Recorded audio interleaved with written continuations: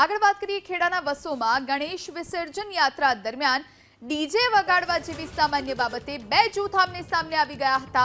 જો કે પોલીસે તાત્કાલિક મોરચો સંભાળી લેતા પરિસ્થિતિ વણસે તે પહેલા જ કાબૂમાં આવી ગઈ। વસો તાલુકામાં ટાવર ચોક પાસે મસ્જિદ નજીક આ વિવાદ થયો હતો, જ્યાંથી વિસર્જન યાત્રા પસાર થતી વખતે ડીજે વગાડવા મુદ્દે બે જૂથના લોકો આમને સામને આવી ગયા। ઘટનાને પગલે તાત્કાલિક પોલીસ દોડી ગઈ। સ્થિતિ વણસે તે પહેલા જ ટોળાને વેરવિખેર કરી સમગ્ર વિસ્તારમાં ચાંપતો સુરક્ષા બંદોબસ્ત ગોઠવી દીધો। સ્થિતિ કાબૂમાં આવ્યા બાદ બે જૂથ વચ્ચે મારામારીની અફવા ચાલી રહી હતી।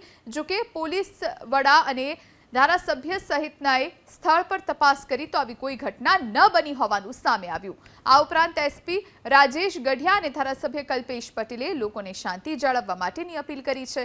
આ તરફ ગણેશ મંડળના આયોજક પંકજ પટેલે 10 થી 12 તોફાની વિરુદ્ધ ફરિયાદ કરી, જેના આધારે પોલીસે ગુનો નોંધ્યો અને વધુ તપાસ હાથ ધરી છે। ખેડા જિલ્લાનું વસો ગામ, જ્યાં આગળ આજે ગણેશ મહોત્સવ એટલે કે ગણેશ વિસર્જનની ધામધૂમપૂર્વક ઉજવણી થઈ રહી હતી, પરંતુ ક્યાંક ને ક્યાંક તે વિસર્જનમાં વિઘ્ન આવ્યું અને વસો ગામમાં જે શાંતિ દોરવાનો પ્રયત્ન કરવામાં આવ્યો। આપણી સાથે સ્થાનિક ધારાસભ્ય કલ્પેશ પરમાર જોડાયા છે, તે પણ પોલીસ સ્ટેશન પહોંચ્યા છે, તેમની સાથે વાત કરીશું।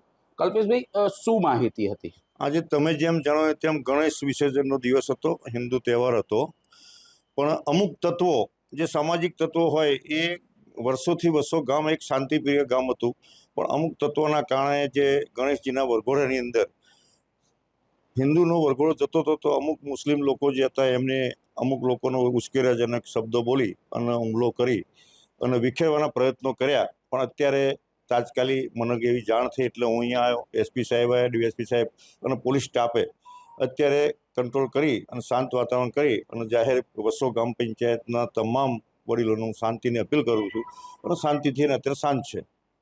કલ્પેશભાઈ, જે રીતના એક એવો પણ મેસેજ મળ્યો છે કે ક્યાંક ને ક્યાંક પોલીસ કર્મીને પણ ઈજા થઈ છે, કોઈ ઝઘડો થયો હતો આ બાબતમાં?